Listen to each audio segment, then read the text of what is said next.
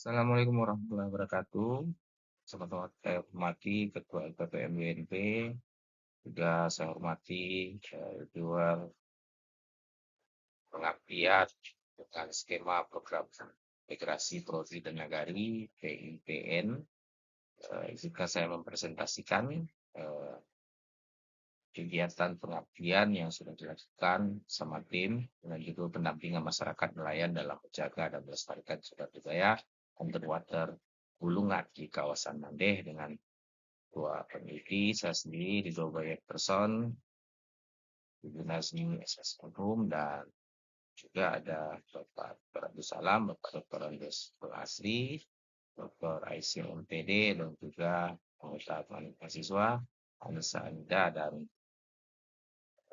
juga bersama mitra ada Wali Nagari Mus Hendru. Selanjutnya, program ini merupakan program PIVN mendampingi masyarakat nelayan Nagari Mandeh untuk melestarikan cagar budaya bawah air. Kapal MV Bulungan sekaligus mengenali peluang wisata minat khusus yang berdampak pada ekonomi lokal. Kegiatan ini berupa pelatihan dengan sasaran masyarakat nelayan mencakup materi teori pelestarian, pengenalan potensi wisata bawah air, dan desain pengelolaan yang dilaksanakan pada Agustus sampai September 2025. Program ini didanai dengan pendanaan 18 juta. Lokasinya kawasan wisata terpadu Nagari Mandeh, Kabupaten Pesisir Selatan. Nah, seperti yang saya sampaikan, ini juga informasi dari tim pelaksanaan. Ketua tugas merancang, melaksanakan analisis dan evaluasi dari laporan. Itu juga anggota pelaksana analisis evaluasi laporan dan dibantu oleh mahasiswa dan melakukan analisis dan evaluasi laporan serta Wali Nagari Mandeh, Bapak Mus Henry, memfasilitasi dalam terlaksana program, terutama mensosialisasikan informasi tentang calon dari peserta pelatihan, juga ikut berkontribusi sebagai peserta selama pelatihan. Selanjutnya, tujuan program ini adalah meningkatkan pengetahuan, meningkatkan pemahaman dari masyarakat nelayan tentang nilai sejarah dari situs kapal karam MV Bulungan yang berada di Nagari Mandeh, dan juga meningkatkan pemahaman tentang prinsip pelestarian cagar budaya bawah air.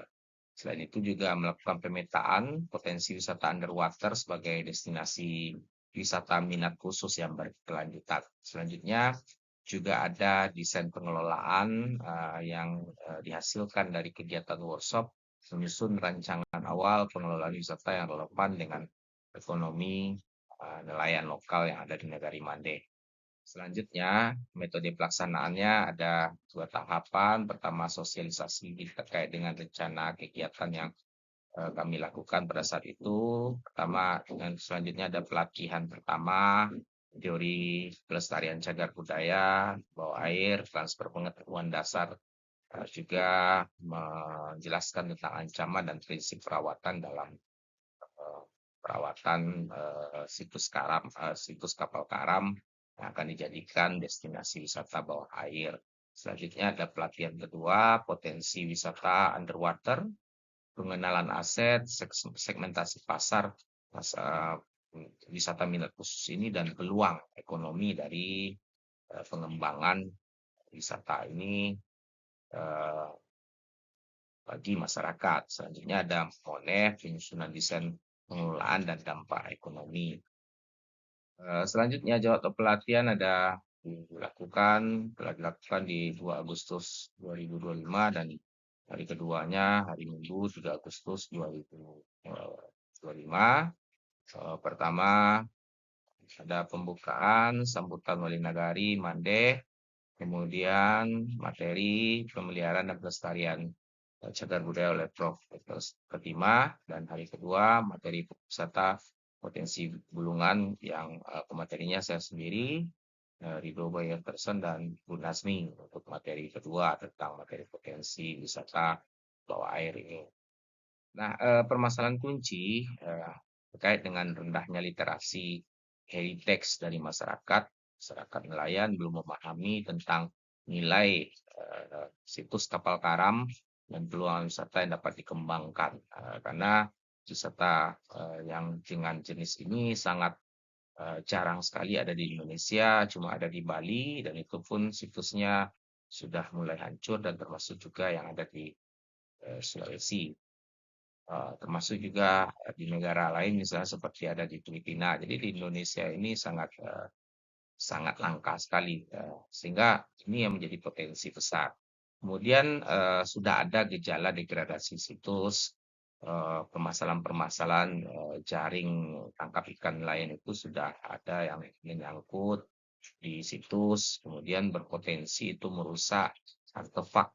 Kemudian sudah ada ponton penanda lokasi itu, tapi sudah mulai rusak dan beralih fungsi. Kemudian ada bagian kapal yang sudah mulai diambil untuk bahan bangunan karena bahannya besi. Resiko kehilangan warisan ini juga menjadi permasalahan tanpa pelestarian situs, kemudian dipahami oleh masyarakat bahwa ini adalah sesuatu yang berharga, maka ini berpotensi untuk mengalami kehancuran seperti kasus kapal karam lain di Indonesia yang sudah mulai rusak.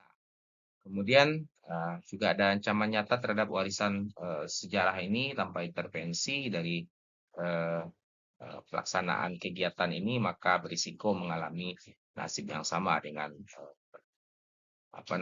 situs-situs lain yang ada di Indonesia.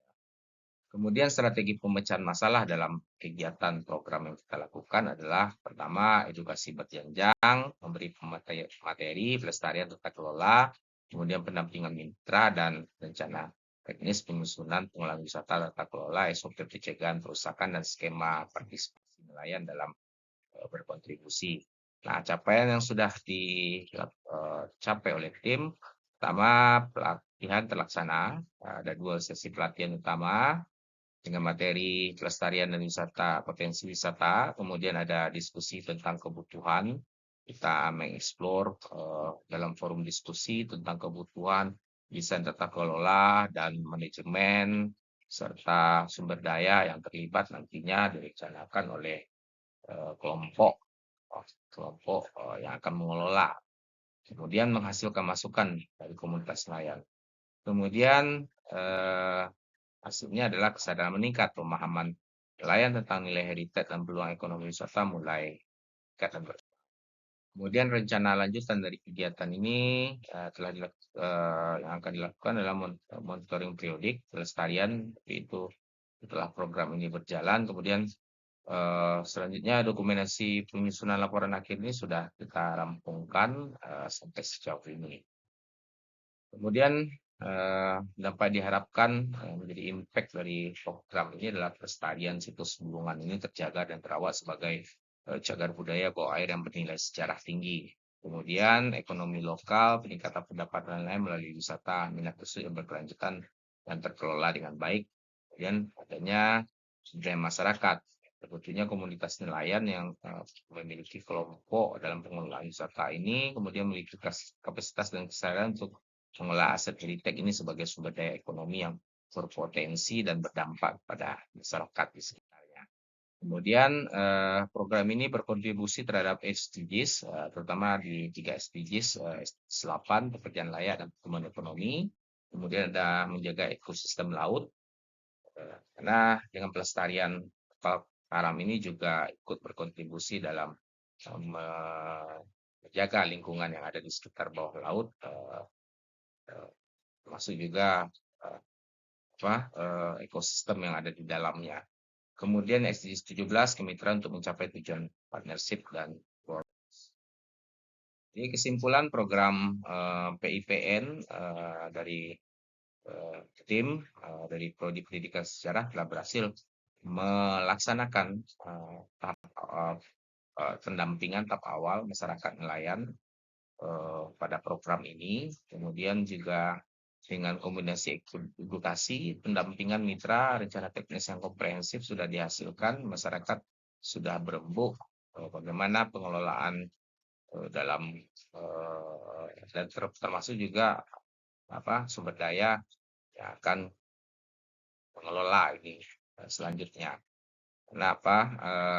Ini juga melibatkan komponen kepariwisataan yang sudah ada di Nagari Mandeh, apakah itu homestay-nya, kemudian tour guide dalam melakukan wisata bawah laut, karena dari hasilnya masyarakat juga telah memiliki operator sertifikat kompetensi selam bagi yang akan nanti mengelola dan menjadi tour guide dalam melakukan ini, melakukan wisata bawah air selam, termasuk juga namun ada beberapa kendala peralatan yang sudah ada sebelumnya itu butuh perawatan lebih lanjut. Pertama alat selamnya, ini yang akan mungkin menjadi langkah selanjutnya, apakah nanti Nagari akan berkontribusi dalam memberikan fasilitas itu, termasuk juga mengajukan proposal-proposal yang nanti terkait kepada dinas pariwisataan dan untuk bisa pengadaan unit-unit baru dari alat-alat selam yang nanti akan mendukung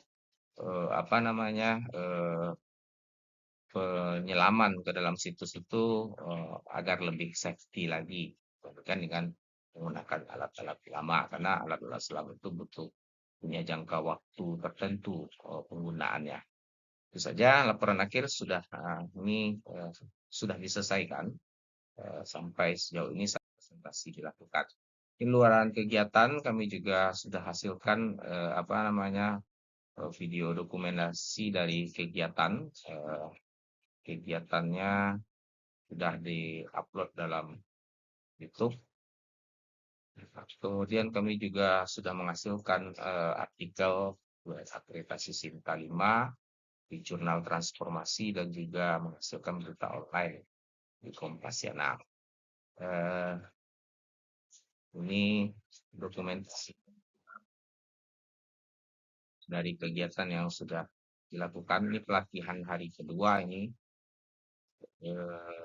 mana narasumbernya saya sendiri menyampaikan bahwa kegiatan dengan memberdayakan dan mengembangkan situs ini dibuka menjadi paket-paket wisata bagi wisatawan, ini berpotensi besar karena di tempat-tempat lain wisata minat khusus karena butuh peralatan yang memadai, maka